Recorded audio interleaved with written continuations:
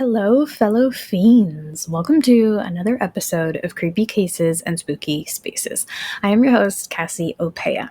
Don't forget, you can find me every Friday with brand new episodes, creepy content, spooky content, all for you on your favorite podcast listening platform and or YouTube.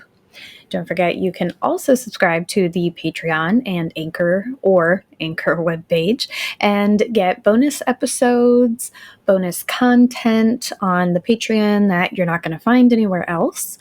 You will get a 10% merchandise discount. And let me be clear, that is good on every purchase in the Creepy Cases merchandise store. And that's also good on the Wiccan Fae candles. You can also support without subscribing. I have a Cash App and a Venmo, but also just following on social media, subscribing to the YouTube channel, liking, commenting, sharing, all that stuff that you do on an everyday basis that actually helps as well. You can support by purchasing merchandise and candles in the Wiccan Fae shop on the Pizza and Pigtails website. And also, if you are a content creator or a small business owner and you're looking to spread the word about your lovely items, definitely get with me, creepycases.spookyspaces@gmail.com. I have some budget-friendly ad space packages, so we can actually partner up and get you some ad space on the podcast. So without further ado, let's get started on this week's episode. Now, due to the nature of this episode, I am going to throw the disclaimer up there that there is talk of child abuse. I'm not going to get graphic. I'm not going to get too detailed, but just know that the ideology is still there. So on July 27th, 1988, at 8:30 a.m., Los Angeles resident Eunice Daly dials 911, reporting hearing a gunshot come from her neighbor's home. Now, when police arrived, they found 56-year-old Jozsef Barsi in the garage, dead from a self-inflicted gunshot wound. Prior to taking his own life, he murdered his wife and young daughter, both who were found shot once in the head, and that morning he doused them in gasoline and lit them on fire to burn the house down. Now, what would cause him to kill his family and himself? Well, join me now as I tell you about the creepy case of Judith Barsi.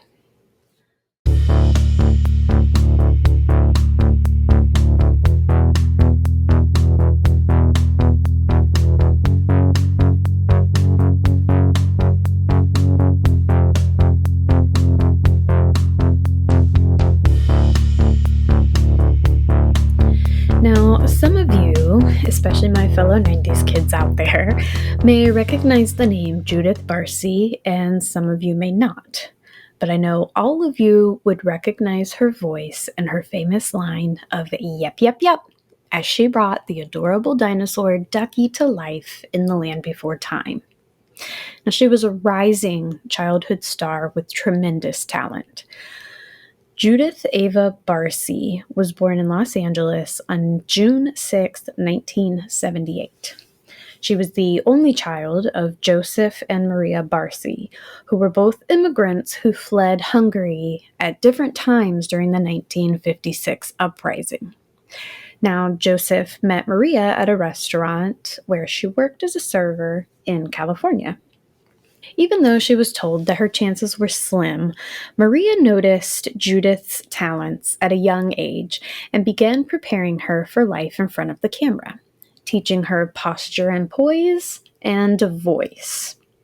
Now, Judith was actually discovered by chance in a San Fernando Valley ice rink at just 5 years old. Now, mistaken for being much younger due to her petite size, she was cast in a Donald Duck orange juice commercial, and her career began. Now, during the next 5 years, she appeared in over 70 commercials, including Campbell's Soup, Toys R Us, and Jif Peanut Butter. She was in multiple films like Jaws the Revenge, and her most famous roles as Ducky in Land Before Time and Anne Marie in All Dogs Go to Heaven, and numerous TV shows such as Punky Brewster, Cheers, and Growing Pains. Her first major role was in the film of the 1984 miniseries Fatal Vision, which actually kind of mirrored her own life. It was about a little girl who was abused and actually had her life taken at the hands of her father. So it's a little creepy. Now, although she was making about $100,000 a year by fourth grade, Maria tried to keep Judith's life as normal as possible. She kept her in school unless she had filming. She brought her lunch every day, and she actually encouraged her to be just a normal child. Ride her bike, learning to knit, playing board games. But when one of her commercials or shows was set to air, Maria would pop some popcorn and the two would sit in front of the television to watch. Unless Joseph was going to be home, then the two would huddle in Judith's room to watch.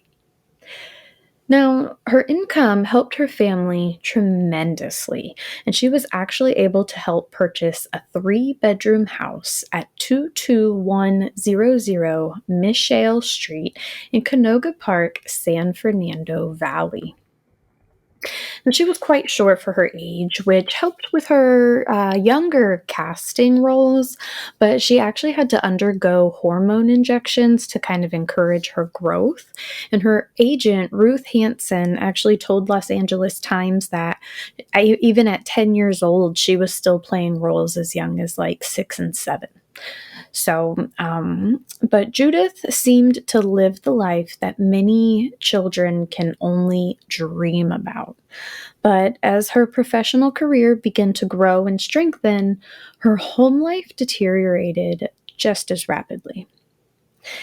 Behind the scenes, Judith and Maria lived in fear of Joseph. He was resentful that his only child took over his place as sole breadwinner for the family. So he began to drink heavily and was very short-tempered, and he focused like all of his rage on Maria and Judith. Now, family friend Peter Kivlin recalled Joseph told him hundreds of times that he wanted to kill his wife. And when Peter would kind of calm him down and ask what would happen to Judith if that happened, he told Peter that he would just have to kill her too. I don't understand how someone can like be so angry or so detached that you would just nonchalantly tell multiple people that you wanted to kill your family.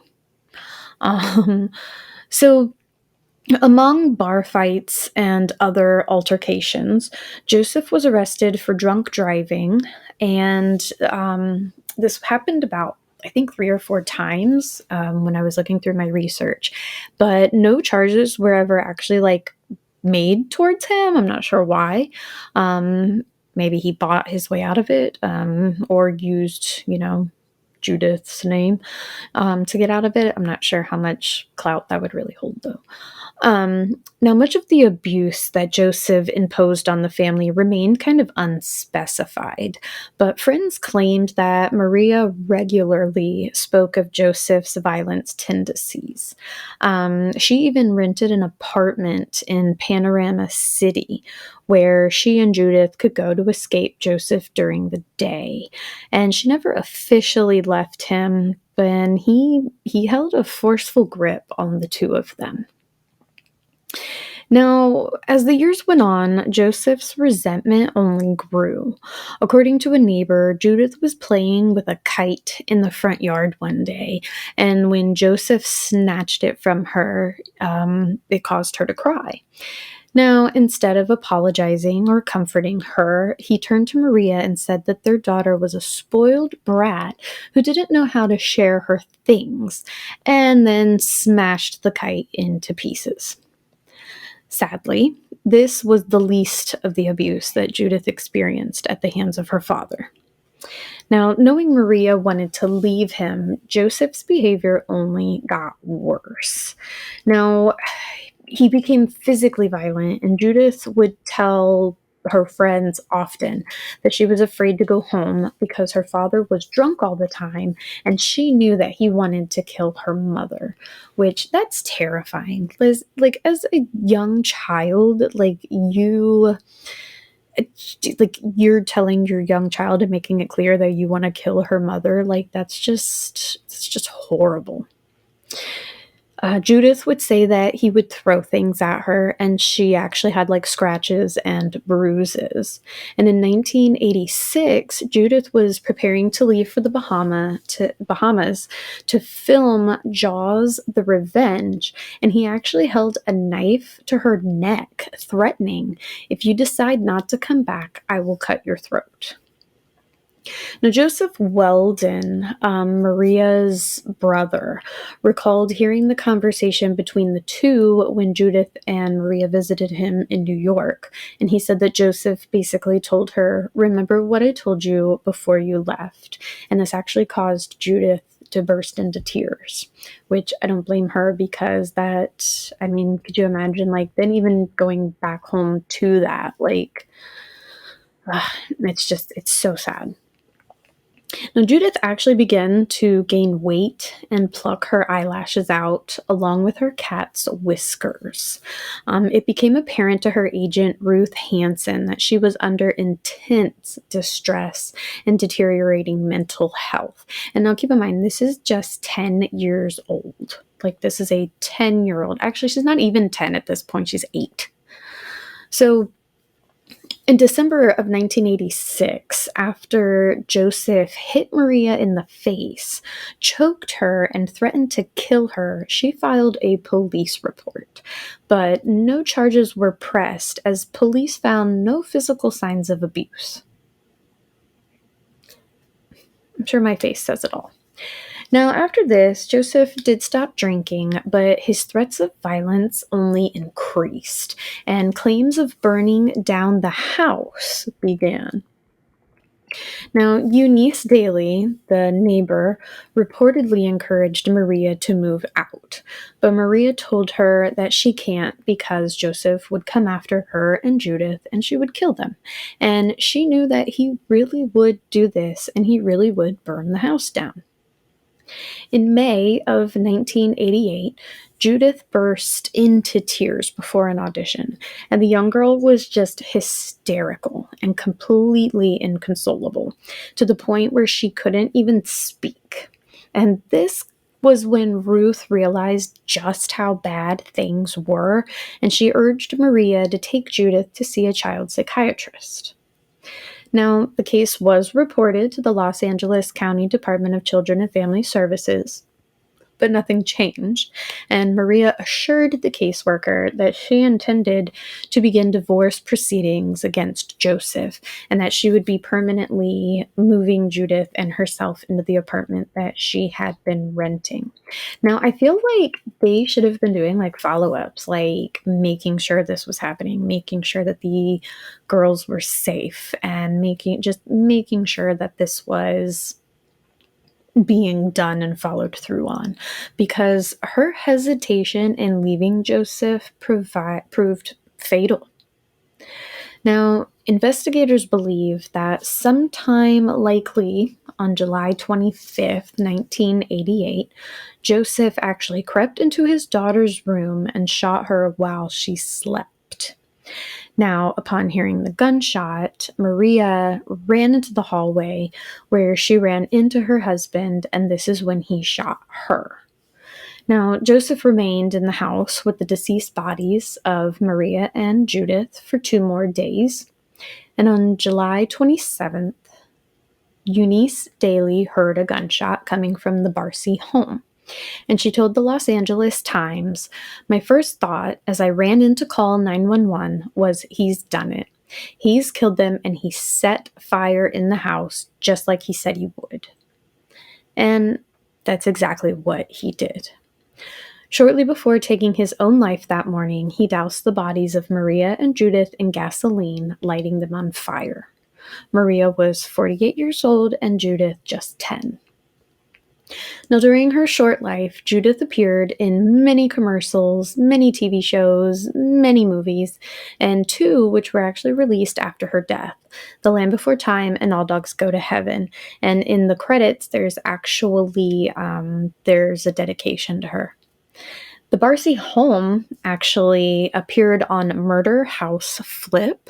I've actually never heard of this show, but I'm going to look into it because I just want to see like what exactly. I almost feel like it's like a cleansing or like I don't want to say an exorcism of homes, but I'll let you know in a future episode once I check it out. Apparently, the family who had purchased the home 19 years prior wanted to get rid of the cold spots and the dark presence they felt throughout the home. So I'm definitely going to have to look into that. And then Maria and Judith were laid to rest in the Forest Lawn Hollywood Hills Cemetery. With no family to make arrangements, they were buried without headstones until 2004, when an online fund was established to purchase like headstones for their plots. And Judith's actually reads, "Our concrete angel. Yep, yep, yep." And it's a nod to her favorite role as Ducky. Now, although the dark cloud he cast on Judith's life and legacy remains, Joseph will never overshadow the memory of the talented little girl who brought joy to the people who were lucky enough to know her. Also, if you or someone you know is experiencing abuse, please reach out to your local authorities, your help centers, anonymous shelters, or the National Sexual Assault, Domestic, and Family Violence Service at 1-800-737-7328. And on that note, until next crime. Creepy Cases and Spooky Spaces with Cassiopeia is a Pizza and Pigtails production. All episodes are researched, written, and edited by yours truly.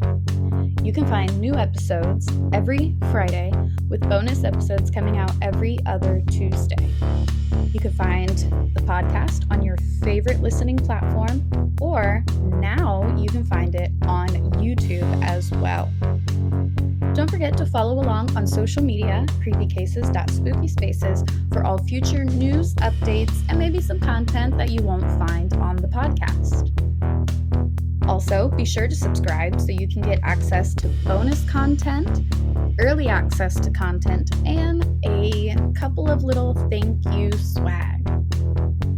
If you'd like to contact me about appearing on a future episode, maybe you would like to suggest your own creepy case or spooky space, or maybe you'd also like to reach out about ad space, you can reach me directly at creepycases.spookyspaces@gmail.com, or feel free to reach out through those social media platforms as well. And, as always, see you next crime.